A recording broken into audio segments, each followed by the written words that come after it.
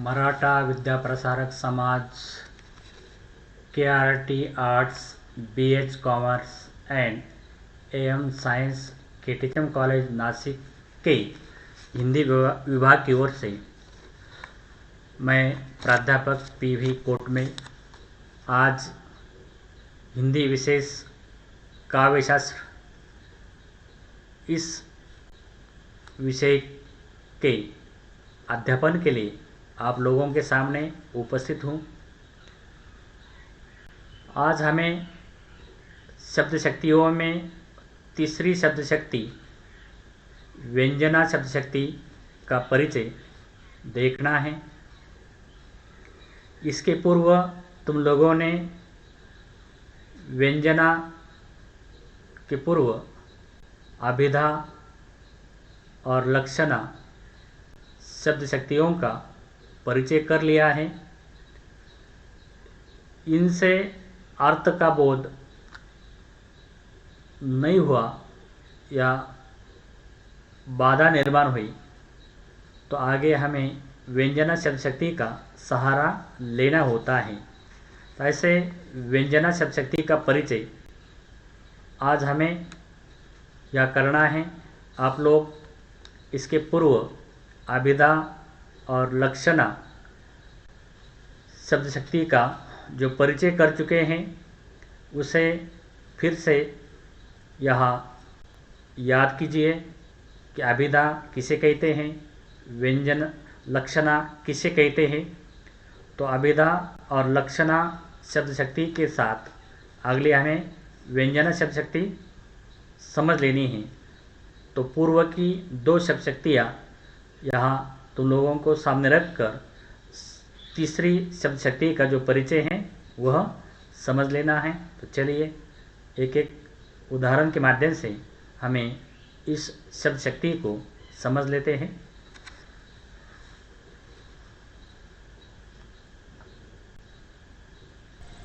तो चलो विद्यार्थी मित्रों, यहाँ व्यंजना शब्द शक्ति का परिचय हमें करना है। व्यंजना का शब्दार्थ है विशेष रूप से स्पष्ट करना, खोलना या विकसित करना या किसी अर्थ को स्पष्ट करना। इस प्रकार व्यंजना शब्द का अर्थ निकलता है। इसके पूर्व तुम लोगों ने अभिधा और लक्षणा शब्द शक्ति का परिचय देख लिया है। अभिधा और लक्षणा शब्द शक्ति से बोध होने पर फिर भी और एक अर्थ स्पष्ट होता है, उस अर्थ को यहाँ या अन्य अर्थ स्पष्ट होता है, उस अर्थ को व्यंग्यार्थ कहा जाता है और ये अर्थ हमें मिलता है व्यंजना शब्द शक्ति से। तो जहाँ मुख्य अर्थ और लक्ष्य अर्थ से भिन्न अर्थ का बोध हो वहाँ व्यंजना शब्द शक्ति होती है। कभी कभी अभिधा और लक्षणा से वाक्य का अर्थ नहीं खुलता। ऐसी स्थिति में जिस शक्ति से अर्थ तक पहुंचने का प्रयत्न हम करते हैं उसे व्यंजना शब्द शक्ति कहते हैं। काव्य में इसी शक्ति का सबसे अधिक महत्व है, जिससे मुख्य और लक्ष्य अर्थ से भिन्न का बोध हो। ऐसे शब्दों को व्यंजक और अर्थ को व्यंग्यार्थ कहते हैं। व्यंजना शब्द शक्ति का अर्थ ही है विशेष रूप से स्पष्ट करना। तो इस प्रकार यहाँ हमें व्यंजना शब्द शक्ति की जो परिभाषा है वह स्पष्ट कर लेनी है, समझ लेनी है। और वह शब्द परिभाषा किस प्रकार निकलती है वो देखिए कि अभिधा और लक्षणा शक्तियों के अपना अर्थ बोध कराने के बाद जिस शक्ति से अन्य अर्थ का बोध होता है उसे व्यंजना शब्द शक्ति कहते हैं। या जब मुख्य और लक्ष्य अर्थ से अर्थ मालूम न हो और अन्य दूसरा ही अर्थ मालूम हो, उस प्रक्रिया को व्यंजना शब्द शक्ति कहते हैं। तो इस तरह हम उदाहरण से यहाँ समझ सकते हैं कि व्यंजना शब्द शक्ति से किस प्रकार अर्थ लिया जाता है। कि जैसे उदाहरण तुम लोगों के सामने है, गंगा में गाँव। इस वाक्य का अभिधा शब्द शक्ति से अर्थ निकलता है गंगा नदी में गाँव, किंतु यह असंभव है। गंगा नदी में गाँव यह असंभव है। फिर लक्षणा शब्द शक्ति से अर्थ निकलता है गंगा के पास का गाँव, यानी गंगा नदी के पास जो गाँव है उस गाँव को गंगा में गाँव कहा गया है। परंतु इन दोनों अर्थों के बाद जब हम तीसरा अर्थ निकालने का प्रयास करते हैं, ढूंढने का प्रयास करते हैं, या शब्दकोश के माध्यम से, ज्ञानकोश के माध्यम से अर्थ प्राप्त करते हैं, कभी कभी किसी अनुभवी व्यक्ति से भी हमें ऐसे वाक्यों के अर्थ मिल जाते हैं, इसे गूढ़ार्थ भी कहते हैं। तब हमें अर्थ मिलता है कि गंगा नदी के किनारे ऐसा गाँव जो पवित्र है, शीतल है, यह अर्थ हमें व्यंजना शब्द शक्ति के माध्यम से मिलता है। यानी पवित्र गाँव, शीतल गाँव, यह अर्थ हमें यहाँ निकलता है या मालूम होता है। इस प्रकार व्यंजना शब्द से या व्यंजना शब्द शक्ति से हमें अर्थ का बोध होता है। तो व्यंजना का संबंध अर्थ के भी अर्थ से होता है। मतलब क्या है? व्यंजना का संबंध अर्थ के भी अर्थ से होता है। इसलिए यहाँ व्यंजना शब्द शक्ति का जो सहारा है, उपयोग है, हमें यहाँ दो शब्द शक्तियों से अर्थ नहीं मिला, तब इसका आधार लेना होता है। तो ऐसा गंगा नदी के किनारे जो गाँव है या गंगा में जो गाँव है, वाक्य तुम लोगों के सामने हैं। तो इस माध्यम से हमारे भारत में गंगा नदी के किनारे एक ऐसा गाँव है कि जो पवित्र है, जहाँ स्नान करने से, जहाँ से दर्शन कर आने से बड़ा पुण्य मिलता है। यह हमारे भारतवर्ष में हिंदू धर्म की मान्यता है और इसलिए यहाँ भारतीय लोग जीवन में एक बार काशी जाते हैं। जैसे वाराणसी भी कहते हैं, काशी भी कहते हैं। तो ऐसे गंगा नदी के किनारे बसा हुआ ये काशी जो शहर है, जिसे बनारस भी कहते हैं। तो ये जो बनारस अलग दृष्टि से है, वाराणसी अलग दृष्टि से है, लेकिन पवित्रता की दृष्टि से जो इसका नाम है वह काशी है। और इसकी यात्रा यानी चारों धाम की जो यात्रा की जाती है, उस यात्रा में काशी की यात्रा यहाँ महत्वपूर्ण होती है। उसके बिना चारों धाम की यात्रा अधूरी मानी जाती है। तो ऐसे यह जो पवित्र गाँव है कि जहाँ गंगा नदी में स्नान करने से पुण्य मिलता है, बड़ा पुण्य मिलता है, इस प्रकार इसका अर्थ यहाँ लिया जाता है। तो ऐसे ये वाक्य यहाँ तुम लोगों के सामने है। इसी प्रकार का दूसरा वाक्य तुम लोगों के सामने है कि सूर्यास्त हुआ। यहाँ सूर्यास्त जो वाक्य है, तो इस सूर्यास्त वाक्य के माध्यम से तुम लोगों को यह समझ लेना है कि यहाँ इसका जो मुख्य अर्थ है वो मुख्य अर्थ है सूर्य डूब गया। लक्ष्यार्थ हुआ संध्या या शाम हो गई। लेकिन व्यंग्यार्थ प्रसंग और परिस्थिति के अनुसार इसके अनेक निकलते हैं। जैसे किसी चरवाहे के लिए यहाँ सूर्यास्त का मतलब हुआ कि अपनी जो गायें हैं या पशु हैं वो घर की ओर ले चलनी है। उसी प्रकार कोई पुजारी है, उसे संध्या उपासना के लिए मंदिर में जाना है। कोई कंपनी में काम करने वाला कर्मचारी है, उसे घर जाना है। कोई खेती में काम करने वाला मजदूर है, उसे घर जाना है। इस प्रकार उसके लिए यह अर्थ होता है।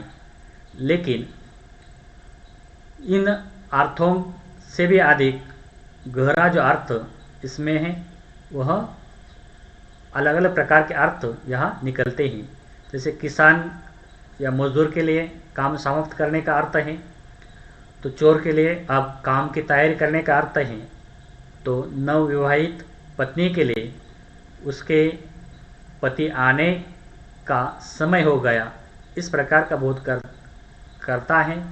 और इसी तरह और एक उसका गहरा जो अर्थ है, सूर्यास्त हो गया, यानी किसी के जीवन में आगे अंधकार ही अंधकार है, तो वह अंधकार हुआ, उनके जीवन का जो प्रकाश है वो डूब गया, इस प्रकार से भी किसी के जीवन के संदर्भ में इस वाक्य का अर्थ लिया जा सकता है। तो ऐसे यहाँ व्यंजना शब्द शक्ति के माध्यम से हमें जो गहरा अर्थ है वो गहरा अर्थ यहाँ मिलता है। जिस वाक्य के प्रत्यक्ष रूप से हमें अर्थ नहीं मिलता है, उसके व्यंग्यार्थ से, व्यंजक अर्थ से हमें अर्थ लेना होता है, और वह अलग ही प्रकार का अर्थ मिलता है। ऐसे यहाँ व्यंजना शब्द शक्ति के भी दो भेद हमारे सामने आते हैं। एक है शाब्दिक व्यंजना और दूसरी है अर्थी व्यंजना। शाब्दिक व्यंजना उसे कहते हैं कि जिसमें व्यंग्यार्थ किसी एक शब्द पर आधारित रहता है। इसमें व्यंजक शब्द को हटाकर उसके स्थान पर दूसरा समानार्थक शब्द नहीं रखा जा सकता, उसे शाब्दिक व्यंजना कहते हैं। और काव्य में कवि बहुत सोच समझकर ऐसे शब्द रखता है। दूसरा है आर्थी व्यंजना। आर्थी व्यंजना से शब्द विशेष पर बल नहीं दिया जाता, उसमें शब्द का समानार्थ शब्द रख देने पर भी अर्थ की प्राप्ति हो जाती है, उसे आर्थी व्यंजना कहते हैं। जैसे सागर कुल मीन तड़पत है, हुलसी होत जल पीन। यानी सागर किनारे मीन यानी मछली, उलसी यानी तड़प रही है, वह लालच हो रही है पानी में जाने के लिए, वह यहाँ उत्पीड़ित हो रही है, जल पीन। तो यह जो कथन है, इस कथन का सामान्यतः कोई महत्व नहीं है, यानी ऐसे सामान्य बातें होती हैं, लेकिन यही बात जब कोई कवि या कोई साहित्यकार इसे साहित्य में रखता है, तब या ये जो वाक्य हैं वो गहरा अर्थ देता है।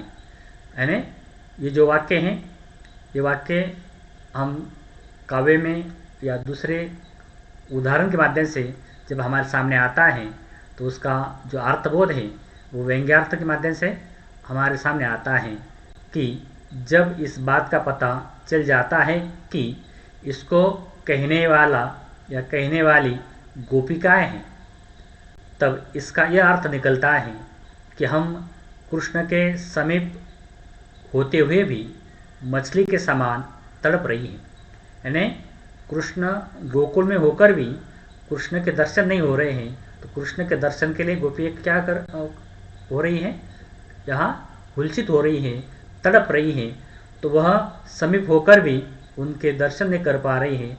तो यह वर्णन कवि इस वाक्य के माध्यम से कविता में करता है, काव्य में करता है।